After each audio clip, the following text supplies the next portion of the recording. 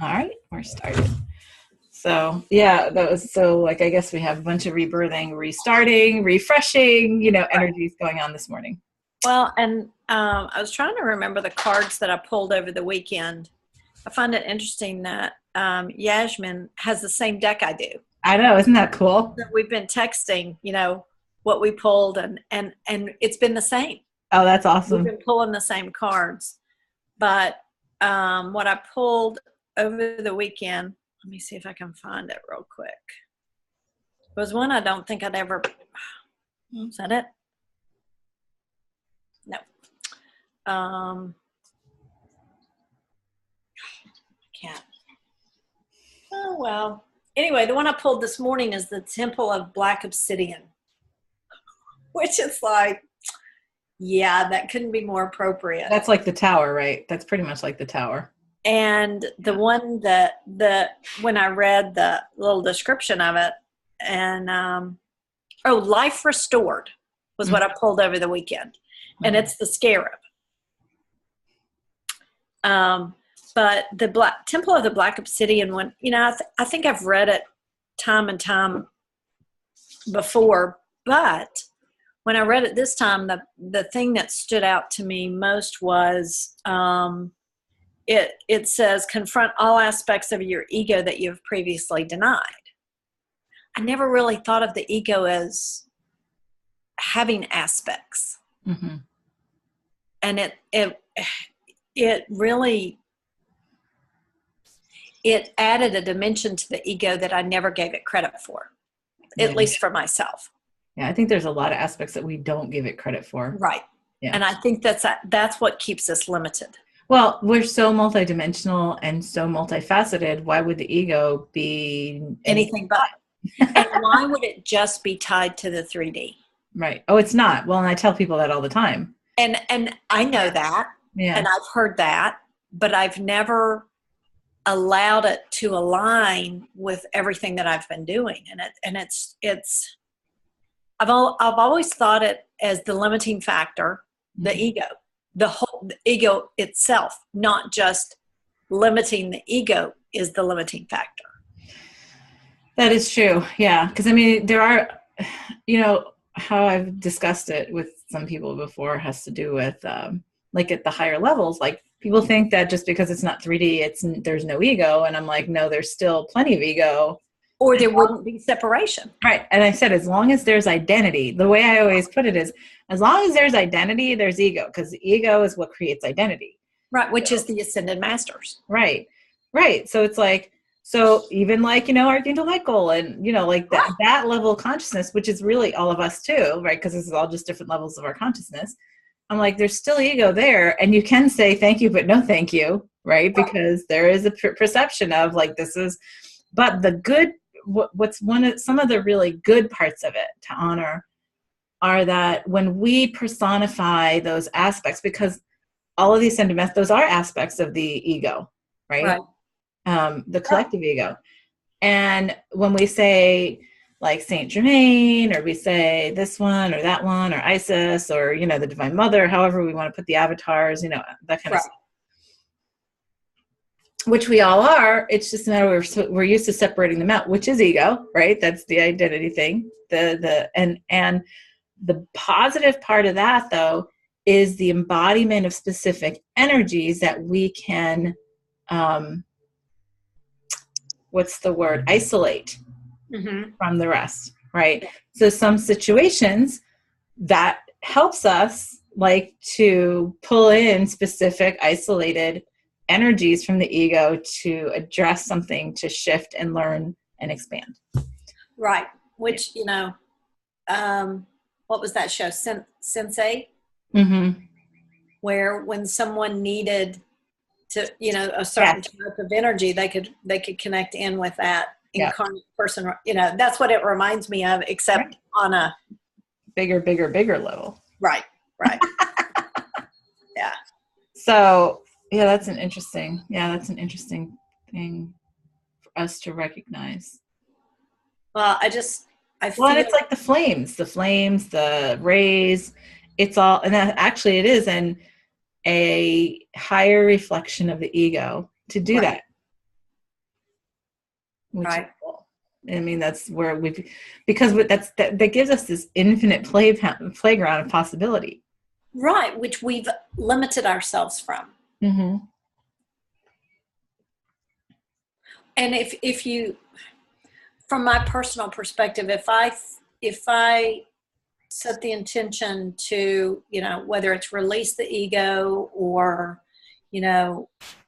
only focus on the light or whatever, it's almost as if I've said, okay, I want to go from this, paramecium of a being all the way to wholeness.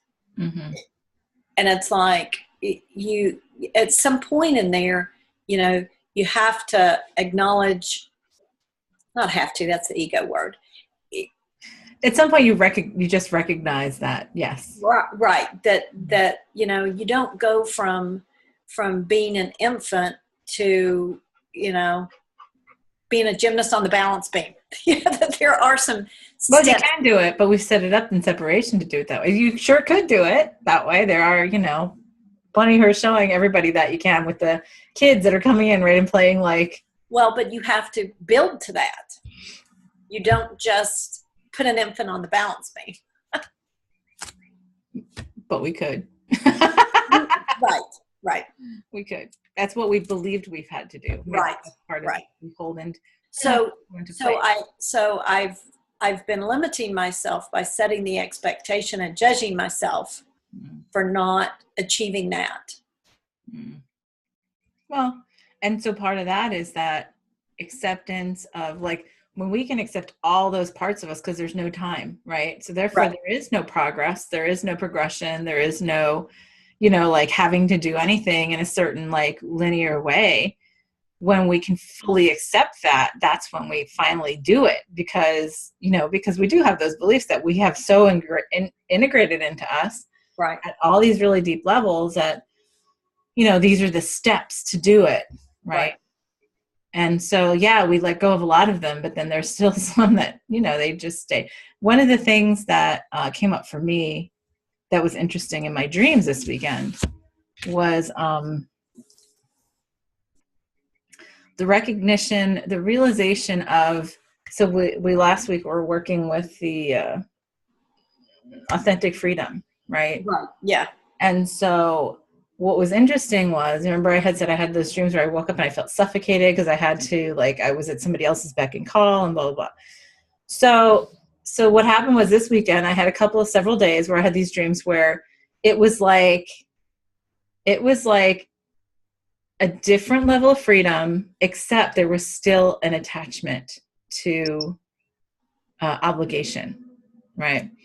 Oh, so yeah, obligation has been a big one for me. So one of the dreams you were in was you, me, Jennifer Cunnings, and there was a fourth person, but I can't remember who that fourth person was. And we were running what looked like a carnival game, right? But it was really the 3D. It was really fun. Well, and everybody was like, and we were making money hand over fist, and people were just coming like to play the game. They just thought it was awesome. And so only those who were playing, who got this certain I can't even remember what the game was. I just remember being all like, circusy, like carnival-y. But only players who got a certain combination, they got to go. And then there was something that we would do with them where we would go out into the universe, and then there were like dimensional shifts to make with that person. Wow. Yeah, it was pretty cool. It was a really cool dream. I want that. Yeah. So it's like, and the four of us, whoever that fourth person was, we were taking turns, like whoever got those, but there was sheer like mass of people coming, right? And so it was like maybe 1/10 of those playing actually got that combination, right? So we go out with them, and it was so cool because we'd be out in the universe and literally seeing everything in this holistic, like this holographic, like I can't even describe it, but we'd be able to just sort of like tweak dimensions. It was just so cool to be like, okay, yep. And this, oh, that's perfect. And then, we go back and then, we'd move on to whatever. So it was like so fun. We are having so much fun.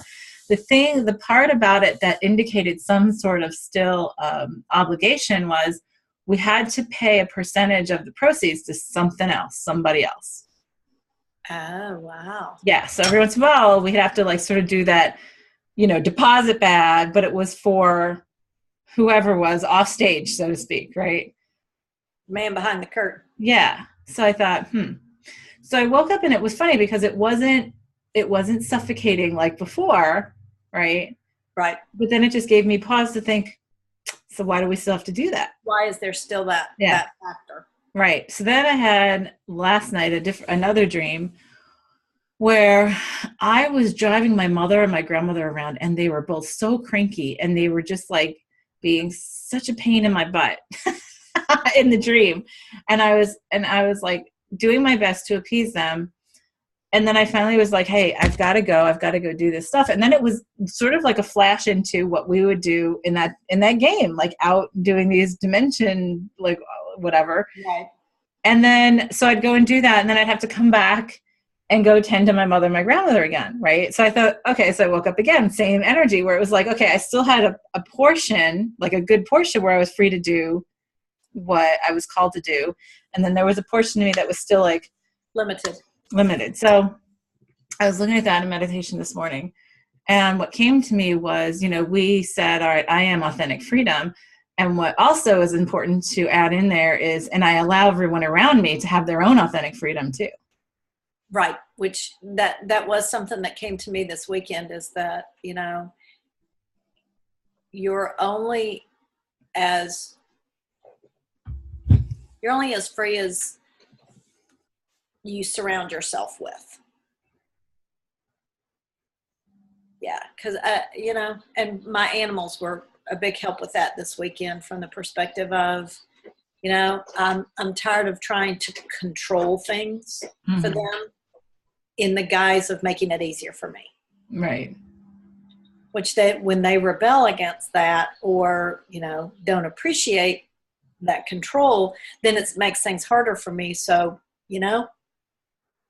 it's, yeah. Yeah, it was interesting because yesterday, so the weather's been really nice. So I've had the windows open, right? And over the weekend, it got really hot again. Like it got into the 80s, which isn't bad, except it got like 99% humidity, right? So like 40s here. Yeah, isn't that so weird? It's just so bizarre. So anyway, but it was like that uncomfortable stickiness, right? So when you have the windows open, it was like ick, right? So, and of course then overnight, because we had rain coming in Saturday to Sunday, so then, because of the clouds, the temperature didn't go down at all, right? So the house just got really hot. So the thing was, I was looking, and it's funny you talk about the animals. So I'm looking at my cats who are acting really weird. Like they were really just sort of limp, and they were just like not really interested in playing. And they were just, like they were just sort of like, meh. And then I'm like, well, what's the matter with the cats? Right. And then I start getting distracted, right, by what's the matter with the cats. Because, I changed some supplements. I'm like, oh, is it the supplements? Is it this? And blah, blah, blah. And you're right. It's that control thing, right, to make it easier on yourself. And then finally it occurred to me like midday yesterday, close the windows and turn on the air conditioning because it's like freaking 85 degrees in the house, Or not 85, but it was like 80. It was like, it was like 79. And so I turned on the air conditioning, and literally like within the hour, the cats were up and playing again, and they were acting normal again. And it was just because it was like, well, hey, we're mammals too. We get hot and uncomfortable and sticky. And we do wear a fur coat. And we do have a fur coat on top of on top of it. Yeah. Right. So it was funny. And that was, to me, it was a reflection of, God, stop trying to control, like, right. And it was a lot easier for me all the years that I worked outside of the house, because I didn't have to see that all the time. Right. So you start to, I think, micromanage. Right. Because we all have days where we're sort of blah, and then we all have days, like it's a natural course thing. So why wouldn't the cats have the same thing? Right. It was just funny. it was funny because I had to laugh at myself for like, seriously, what did you get all stressed about? Because you get all myopic and stuff. And again, that goes to then we give away our power to this needing, this belief that, again, it goes back to the expectation thing that we were talking about last week of what we believe it's supposed to look like. Right. Or how it's supposed to unfold. Mm-hmm. Or, yeah, I mean, yeah. Or what the spiritual path is supposed to look like. That's a big one. Yep. Which then gets into the darkness and yeah.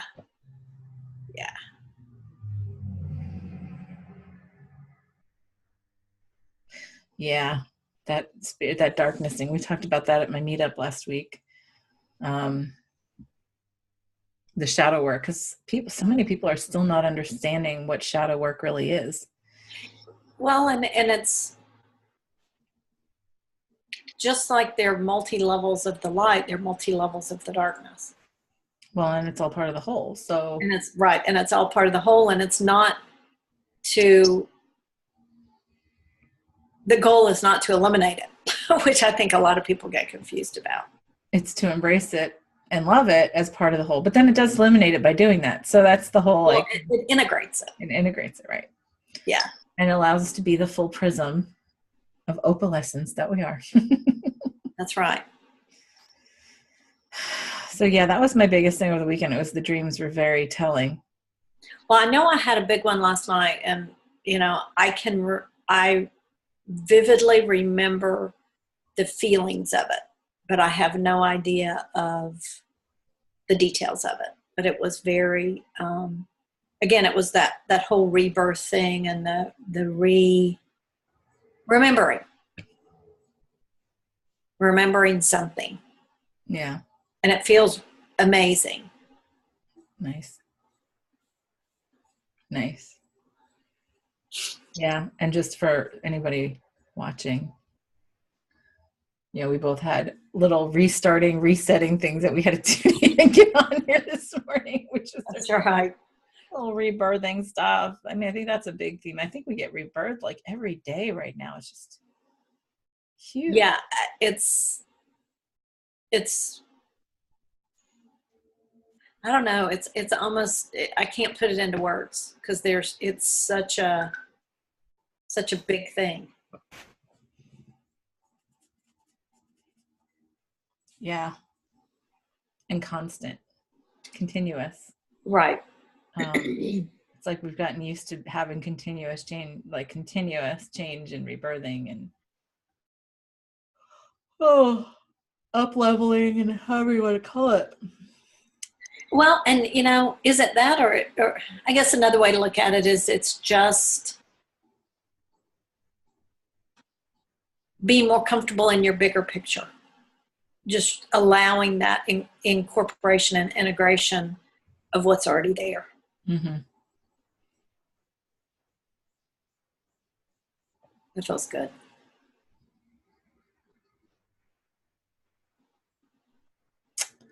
So what are we covering today? All of that. Yeah. More and all and expanded.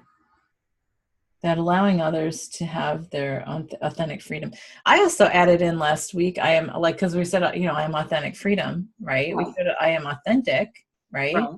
Right. Because with authentic, you could do I am authentic remembrance. I'm authentic, joy and bliss. Like you can, and so I sort of started listing all that out last week, and I've been sitting with that in meditation. Or I'm my authentic self. I like all of that. Right. Yeah. So I'm authentic, whatever. I'm authentic prosperity. I'm authentic expansion and love and bliss and joy and laughter. Oh, how about I create authentically. Mm-hmm. Oh, or I am authentic creation. Right. Yeah. Yeah. Yeah. My cat just left on that one. Yeah, my cats aren't in here today for this one. Well, the dogs left the room once I got everything settled down, technology wise. Yeah, that feels good. It does. I am authentic vibrancy and remembrance. I am authentic remembrance. That's a good one too. Right. Ooh, that feels really good. All of that. All of that. And whatever else. Yeah, that one's good. I mean, is that what we want to do? I think that feels good to me. How about you? I think it does. I think I think it encompasses everything that we've already talked about. Right. And incorporate also, and I allow everyone around me to be their authentic blank, Right. their authenticity. Right. As well. Yeah. Yeah. Do you want to incorporate anything and anything else that we just talked about? That's next. I can't right. Whatever's appropriate, whatever falls in line with that. Yep. Holding that vibration. All right. I'm ready if you are. Yep.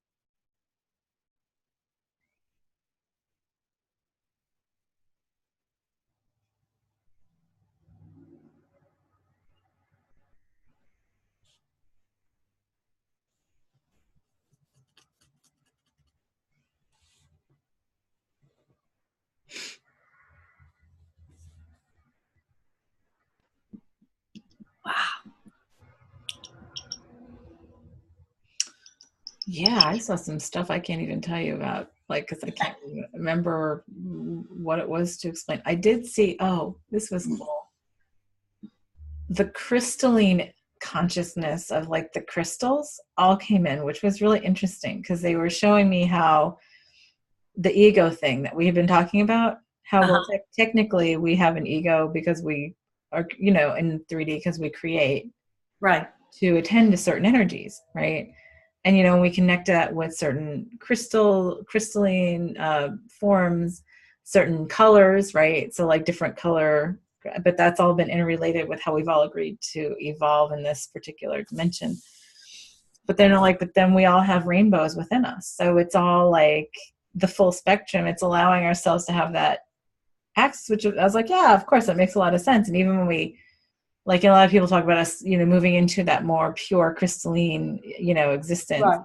It's like, yeah, well, still having an identity, right, to some degree, but it's a different aspect of the ego entirely to really be in a perfect state of optimization for your potential, fulfilling your potential in every moment, right? Mm-hmm. Based on the identity or the creation that you've chosen to be, right? Right. I know that's really cool. I mean, that's really sort of weakened from the understanding. Right. You get the idea. And that was really cool. And so I've been seeing that in different forms throughout the multiverse. Like I was being shown even planets and, you know, galaxies and dimensions that all have a collective consciousness, you know, that created that of that dimension, you know, that is right. Right.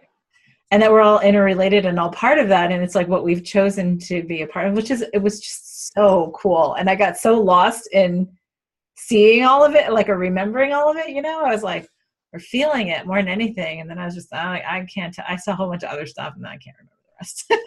So. Yeah.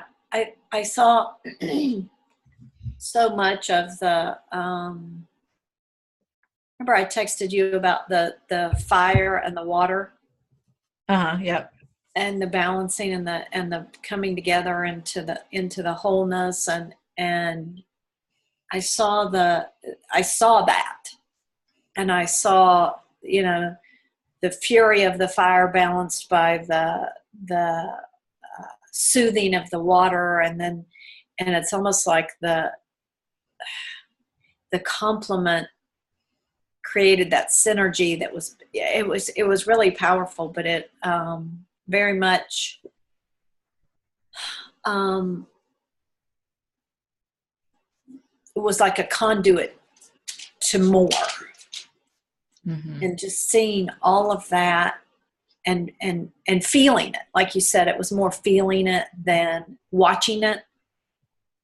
It just, the vibration was unbelievable in that whole process, and just feeling that, filling the space and then filling the voids with that. And I saw it as coming into that power. Yeah. Yeah. That was really. Or allowing, because it is already there. Yeah. Well, allowing without control, right? It goes back to that. Oh, yeah. Yeah. And it was allowing without limitation too, which was really big, because it's like, you know, if we choose to be a certain thing today or this moment, we can choose to be something completely different tomorrow or in an hour, you know, because we're all of it. It's just what we choose to embody and to, you know, represent. That's really cool. And that's really fluid, right? When we do it without expectation, without, you know, control. Well, and it was that freedom. That is that authentic freedom for sure. That was the aspect we had to add on to from last week, apparently. Yeah. I mean, it was so much bigger than last week. You know what it makes me think of in our physical bodies, right? Which, you know, we have dimensions upon dimensions and universes upon universes within as well.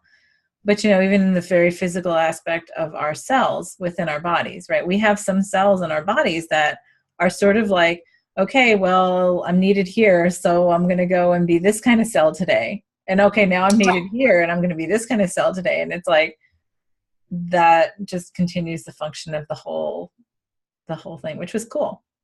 And of course it's optional no matter what you do, because it's just part of the illusion we create. So that's right. Yeah. So many layers. I mean, just so many, like, and that's just like, I'm just thinking it sounds so flat in comparison to what I was seeing. Oh, it really does. It really does. Yeah. So, yeah, that's a good one to sit on this week. Oh yeah. Yeah, for sure. Very cool. Oof, well, that was awesome as always. Thank you everyone for joining us, whoever has, in time and space or outside of time and space. Somebody asked me about this, like, what do you do with the tapping? I have a wireless keyboard that goes to sleep and a wireless mouse. And the keyboard, if I have to do that to wake it up, but actually I just see that I'm not working now, so I'm going to have to do it this way. So we'll see y'all next week. I'm going to use this one. I'm going to stop. See y'all next week.